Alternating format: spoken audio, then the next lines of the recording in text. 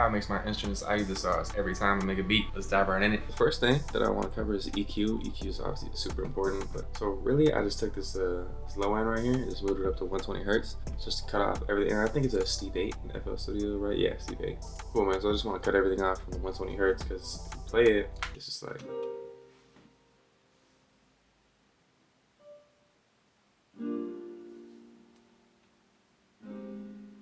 You know, but if we play it without it,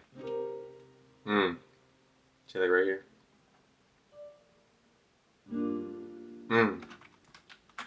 And the whole thing, like how we said we're just trying to clean up the sound, like when we had the bass, this synth bass right here for trillion, it's just gonna take out this part right here. This is like this frequency spectrum. So if we could cut out this part on the piano and the pad and just make room for the synth bass, it's just gonna make the synth bass stick out that much more. It's not gonna sound as crowded other than this 0 to 120 hertz for the synth bass. But you could definitely like hear this piano and then,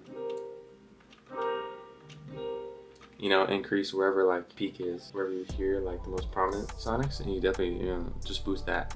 So I do the same thing with my pad, the same exact thing with my pad, 120 hertz. Yeah, I don't usually boost it because each of these patterns is different. So I always just leave this, and I like to make my stuff quick, so I actually don't even do any changes to this part. But yeah, I just leave this in my pad and my piano. My synth bass, that's how I mix my synth bass, so I like having this part just like completely untouched. I do a little, I think that's how the free EQ2 comes, just leaving this little part down. And then and so let's see which order this is. So yeah, my low pass is a 2, so free EQ2, just make this a 2, boom. And so so I dragged it out just to like tail off the high end, because like this high end is gonna be taken up by plenty of other sounds in whatever track you're gonna make, but these are just to be like basic EQs, just to make room for other sounds, not even to boost any sound.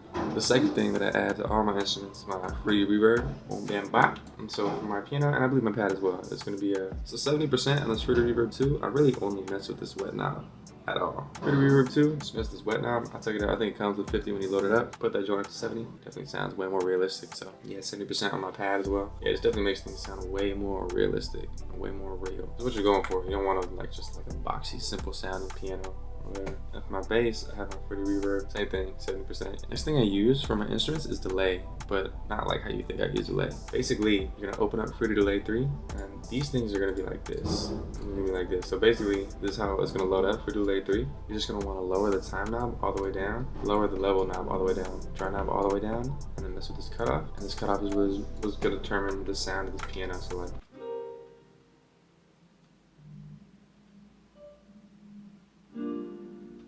let's see how it sounds with the cutoff down.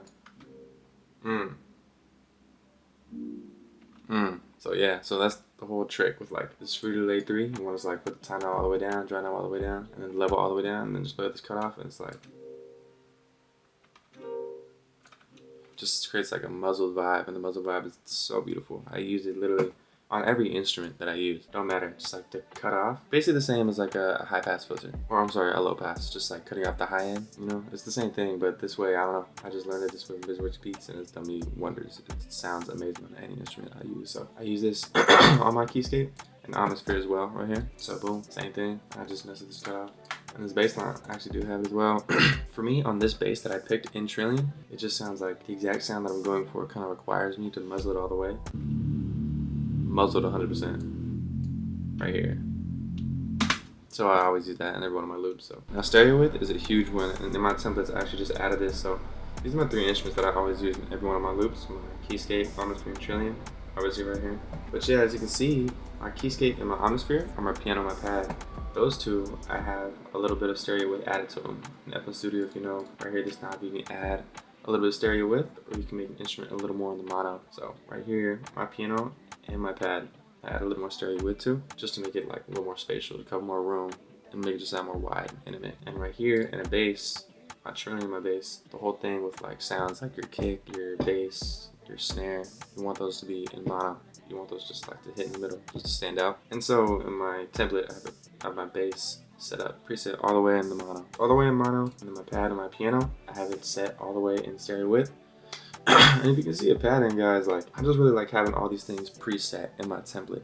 You know, with like the EQ, having like this little cut right here, and maybe even a boost if you want. Having the reverb set to 70, having the delay already muzzled to the spot that I like to muzzle it. And then yeah, And then if you want to mess with like a little delay, if you know like your go-to for delay, but boom. And so yeah, all these things, it just helps a lot because then you can just like load up your project and not really worry about like any of this stuff. So I have to like adjust it every time. So these three things and then mix with like a stereo width, it just helps me just load up flstudio and just worry about my pattern itself and not even have to like change the mixing every single time, which is crazy. Super efficient. But yeah, these are really like only the three things that I use on all my instruments. I don't do no crazy. I even compress my instruments. Yeah, so boom, EQ, reverb, delay. That's really all I use. But yeah, stereo width is huge. It's such a game changer. If you have two sounds that clash together, like taking the same part in the frequency spectrum, where their most prominent frequencies are in the frequency spectrum. So taking that and they both are. So what you can do, what I really recommend, is getting another EQ in here. And basically, so this is our piano. And so we can see, let's just add this here, our pad. So you can see which one is on which side of the frequency spectrum more. So we're just looking for like if the piano is more on the left side of the frequency spectrum or if the pad is. So basically with that, what we're gonna do is then like boost, like let's say the piano, a little more of the frequencies are more left of where the peak of the pad frequencies are. Then we're just gonna nudge that piano to the left and we're gonna nudge the pad to the right just to push those instrument sounds to the side that they're more prominent on to make them stand out more. You really notice it when you have headphones on. It just like creates separation and creates clarity. Just take this piano. We gotta take this delay out. And we go to the pad. So I think like right there. So we could boost this part that we found was like the peak. And when I look for the peak, I just like sweep right here and then just look for the part that like makes the instrument sound the cleanest and like the clearest. And then I just boost that. So I just go like boom, just find a spot that makes the instrument sound the cleanest, boom. So right here is 644.